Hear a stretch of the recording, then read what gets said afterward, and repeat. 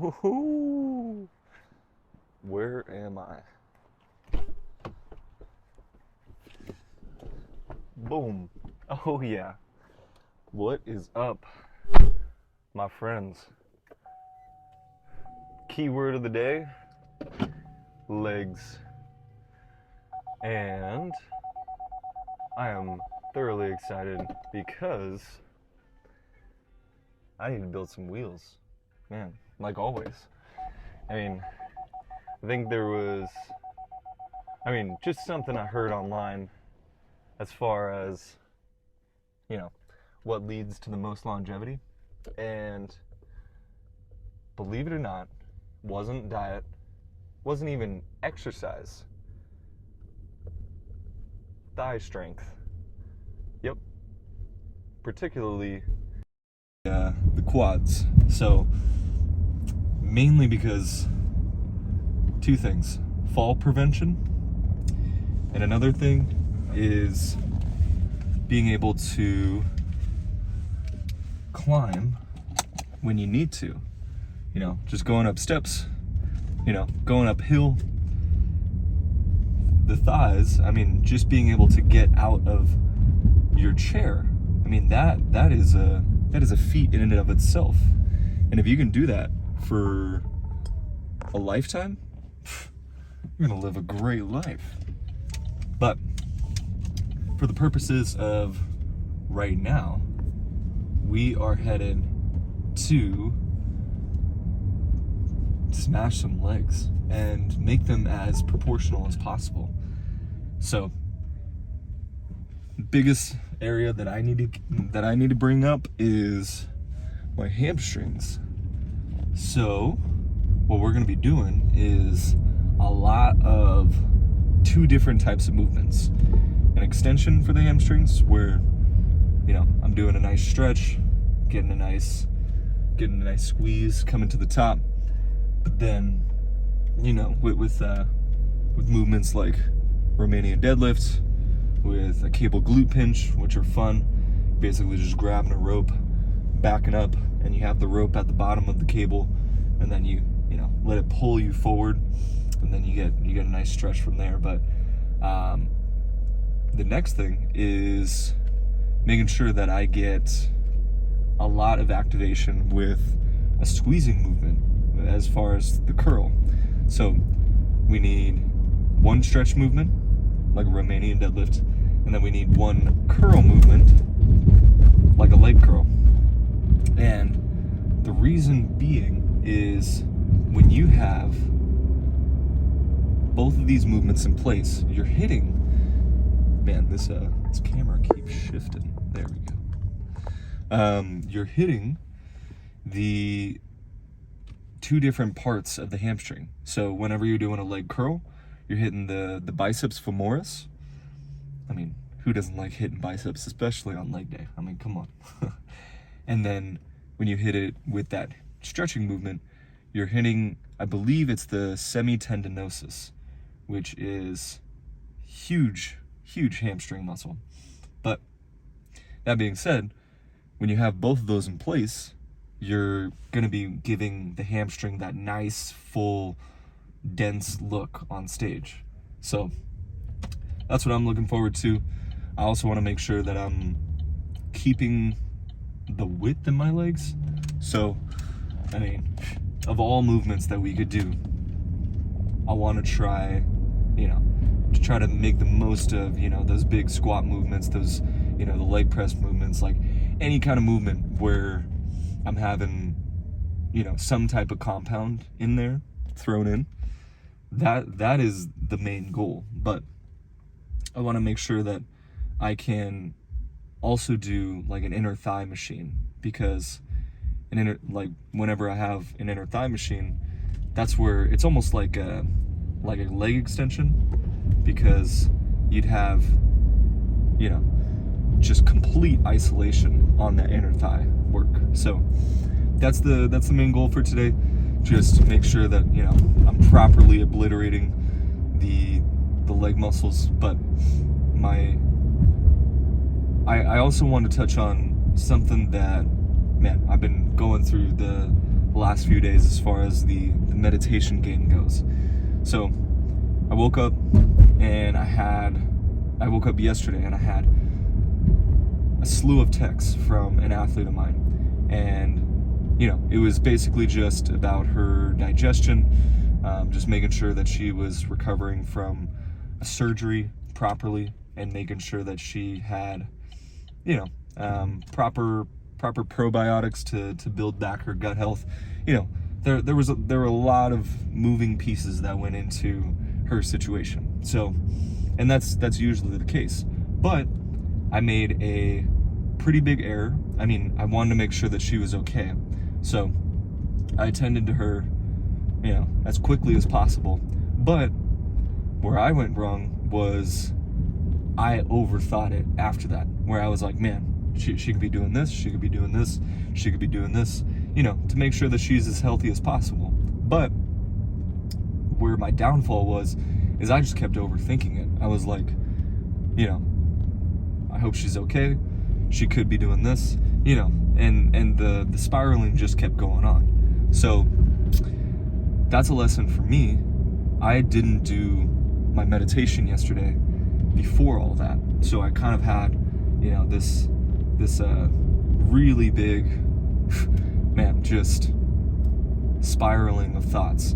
And when I didn't prioritize my meditation in the morning, it carried over to the rest of the day.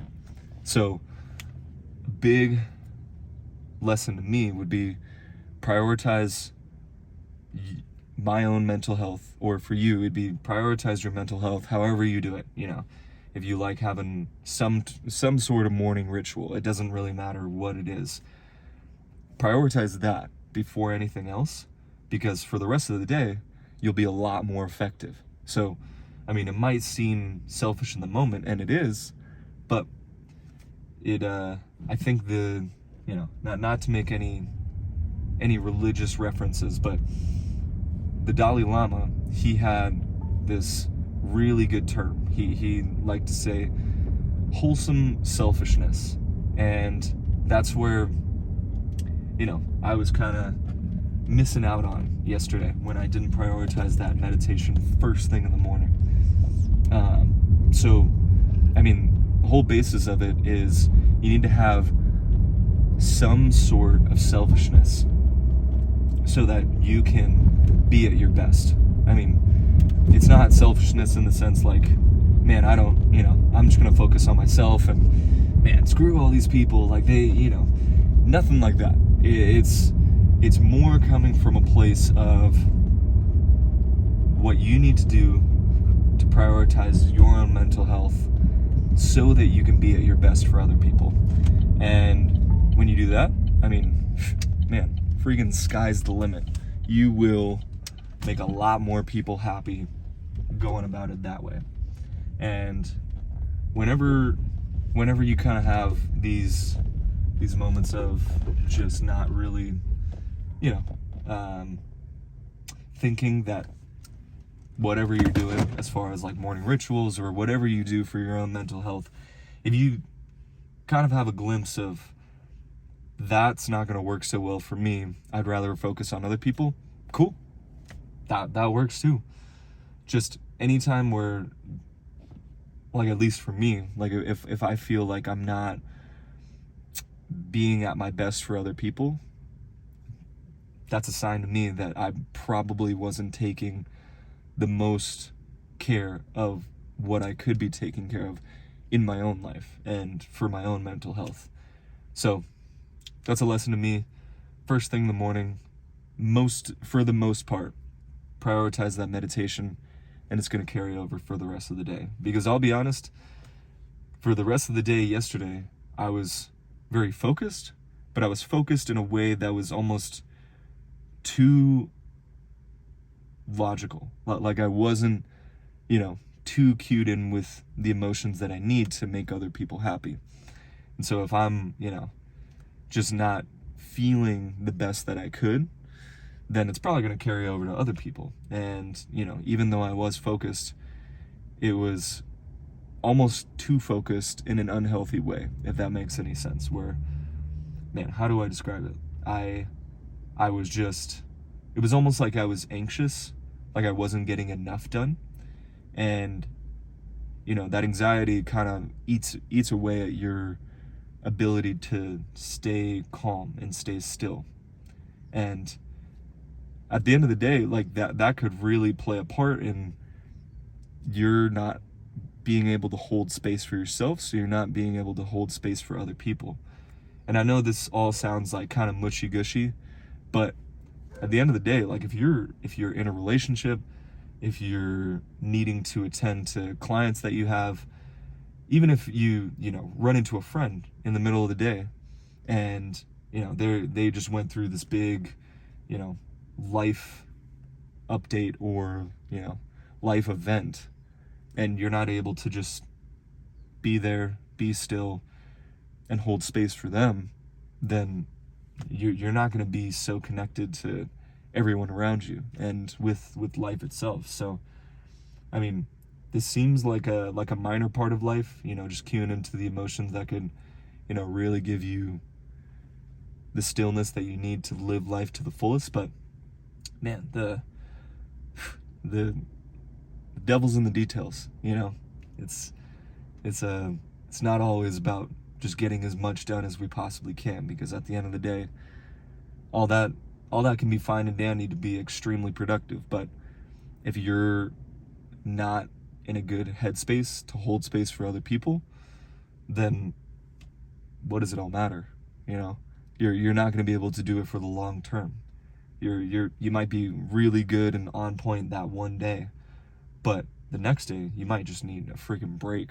You might just, you know, and then trying to get to your goals, it's just going to take that much longer because you're not, you know, pacing yourself. It's almost like you're trying to sprint a marathon. So that's a lesson to me and to my younger self. Balance, you know, just try to be cued in with your emotions and what you need for your own mental health, and at the same time stay focused, stay productive, and all will be well. But anyways, that's my 2 cents for all of that right now. But let's go get into these leg muscles. All right, man. First time doing hip thrusts on this machine. This has been interesting, mainly in a good way, because it's taken a lot of tension out of my lower back, because it doesn't go down as far, which I kind of like, because all you really need when you're going down on a hip thrust is just your knees need to bend about 90 degrees, and then you can pop back up, because all you're trying to get is the activation through hamstring muscles like the bicep femoris, and then all the way through the gluteus, and then to that upper shelf. So, I mean, this has been working out really well, because it's going from the bottom of the knee all the way to the top of the glute, and it's doing it pretty seamlessly. I mean, also, you can't. I was just talking to somebody about this. You can't beat the setup on this. It is quick. You just adjust it to whatever setting you need. Pick the weight, rock and roll. Let's get this last set in.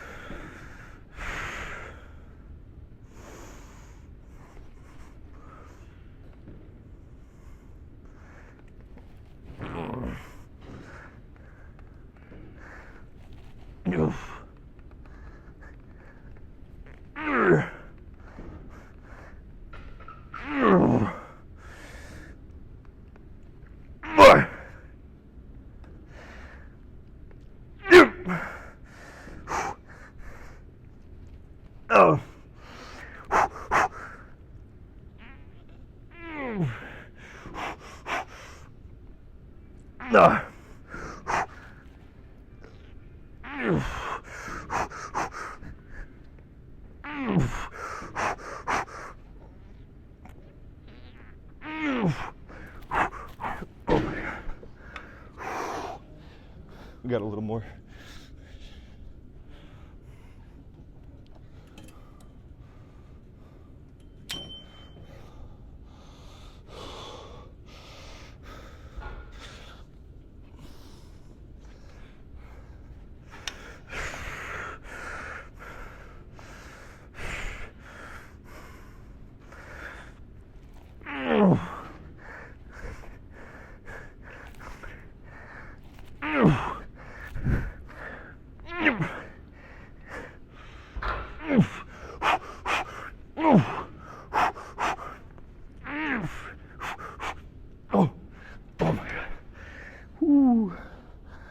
Good.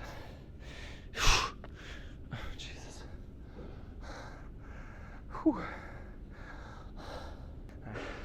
Just for reference, hit a set of 10 on the last one. My quads completely gave out.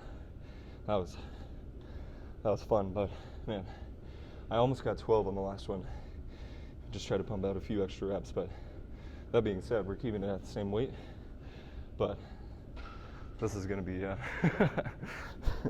gonna be interesting. Definitely challenging, to say the least.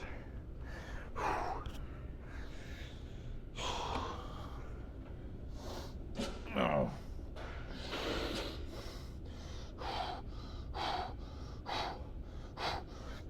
Ooh. Oh.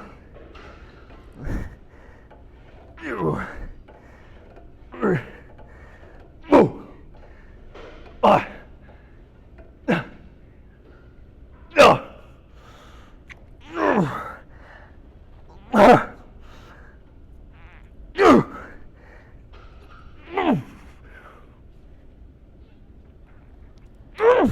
Oh God.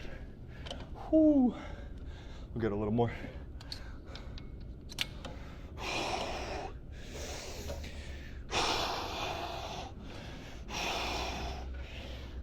Oh.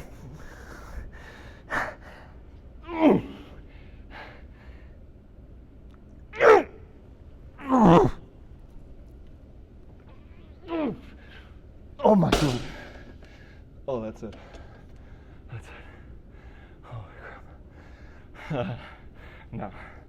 Go a little lighter. Give it some rest.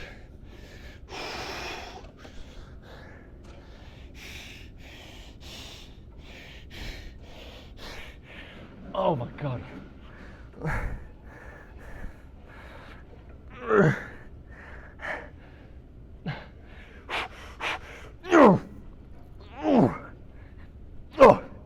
Oh my God. Yep. That's it. Ooh. All right.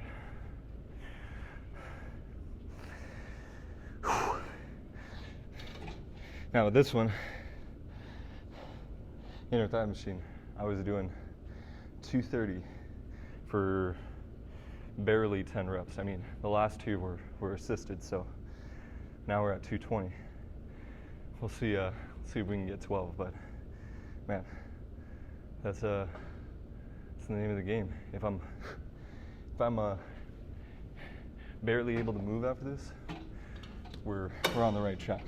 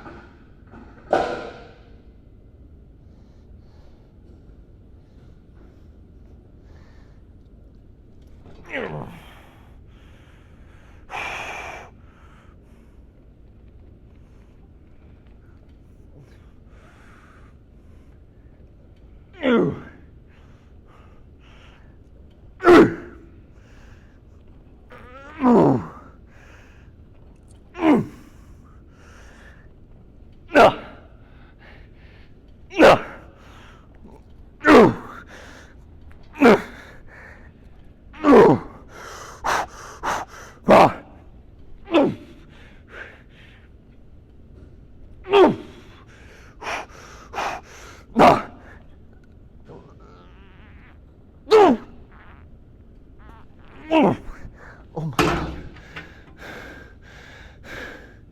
We got more.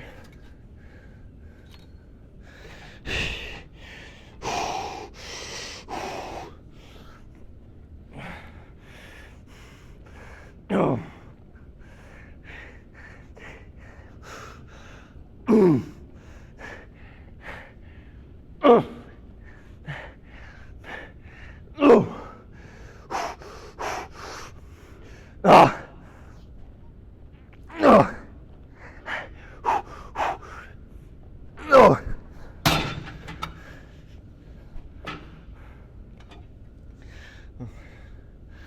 little bit of rest. We got more.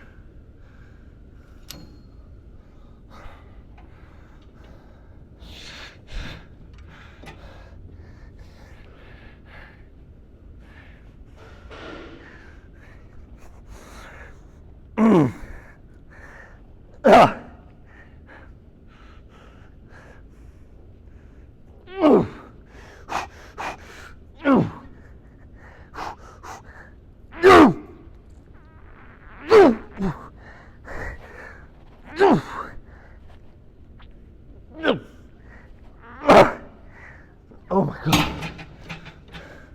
That's it. It's freaking it.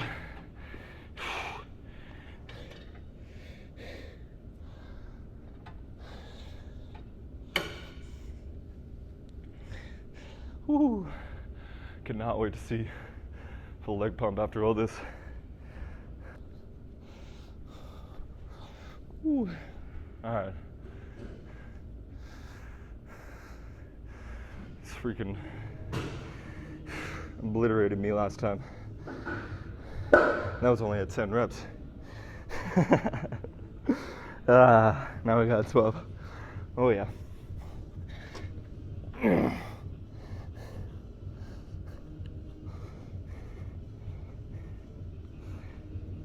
2.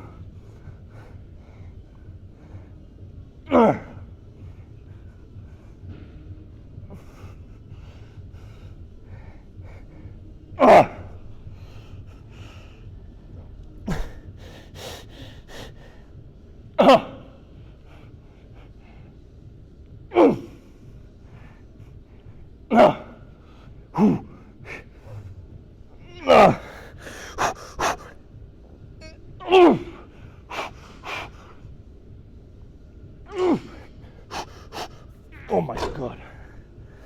Woo.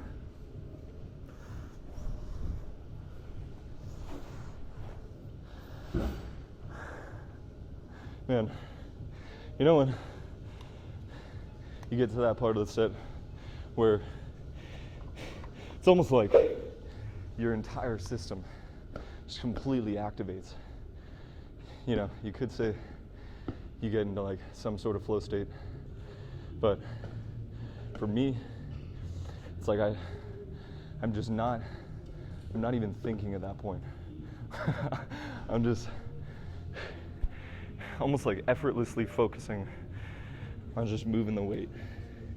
Like there are just no thoughts whatsoever. And it's not like I'm even going for that state. I'm basically just you do the reps enough amount of times and somehow you just kind of flow into it. So that's just what I felt with those inner thigh machines. And that was a kind of a eureka moment.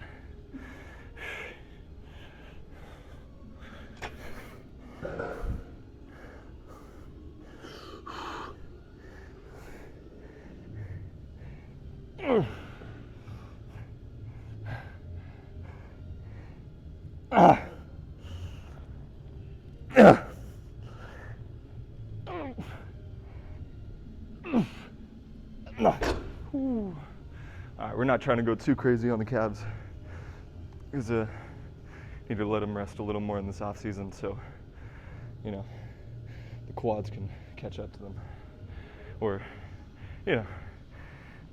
when you're, I should say, because they're pretty symmetrical as is, but I should say it's almost like I'm just letting the weight from my average off-season body weight, it's about 20-ish pounds more than my stage weight. So that's a good range, considering 10 of those pounds are water and carbs and whatever else. But with calves, you ask someone, how did you get such big calves?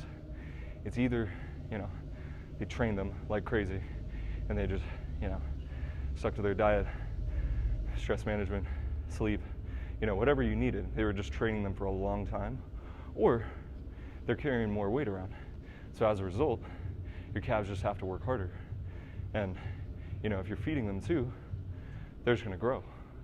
So, I mean, I'm kind of on that end of calf growth right now, where in this off season, I'm just carrying around more weight. So, as a result, I don't need to work my calves too much more than the other muscle groups, because, you know, let's face it, it's pretty hard to walk around and get a crazy quad pump or a crazy glute pump or a crazy hamstring pump, you know. It's just there's nothing like calves. I mean, just even the locomotion of walking, you're constantly doing calf raises. So, just my 2 cents. That's why I'm not pushing it too much harder on calves, but with every other muscle group, adductors, abductors, quads, hamstrings, man, best believe we are going nuts on those. Leg day complete, and I would venture to say that this was extremely successful. Even though I've only had 1 meal today, the leg pump is for real. I mean, every aspect of my leg is really coming alive. So I think changing up my stance, I mean, I didn't film those dumbbell Romanian deadlifts, but changing up my stance with the leg extensions and the hip thrust, even the calf raises. I mean, I basically, I used to do a lot wider, and now I'm doing a lot more narrow. And it's been showing just in how full the outside of my quads are.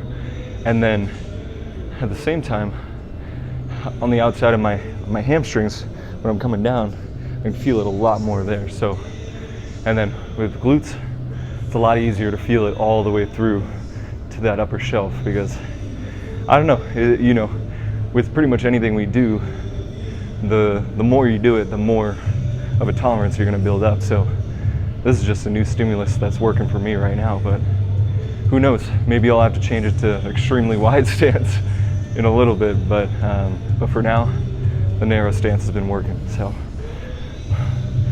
I love it, because whatever new stimulus you can find in your training that will, you know, actually hit the muscle group that you want to hit the way you want to hit it, man, if you're making progress, who am I to have any qualms with what you're doing? So let's check out the rest of the physique.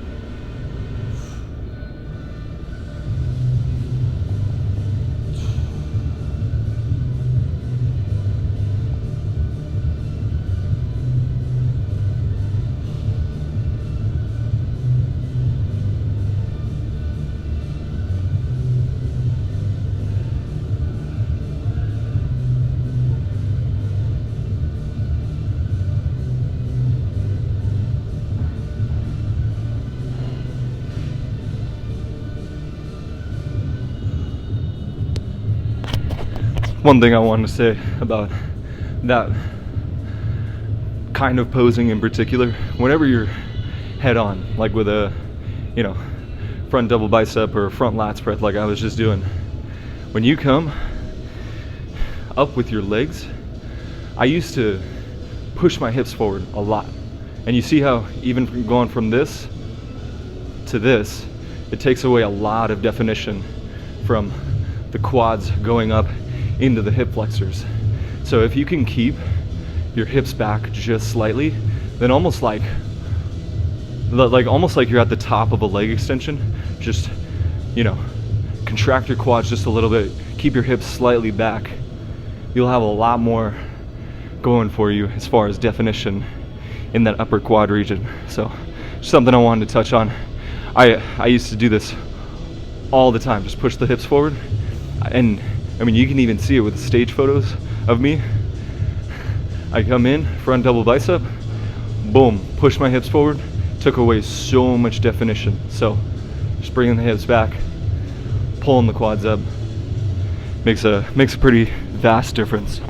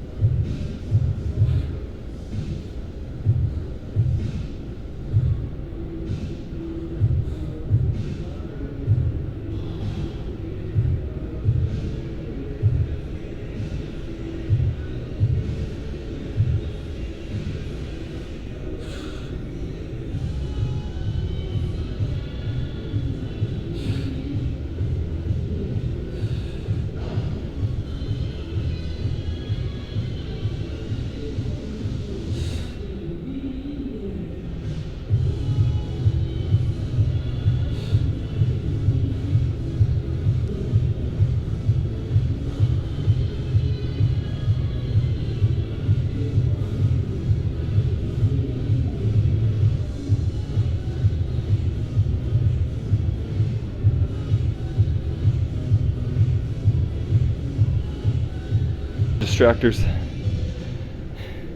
Enjoy the silence. Peace out, my friends.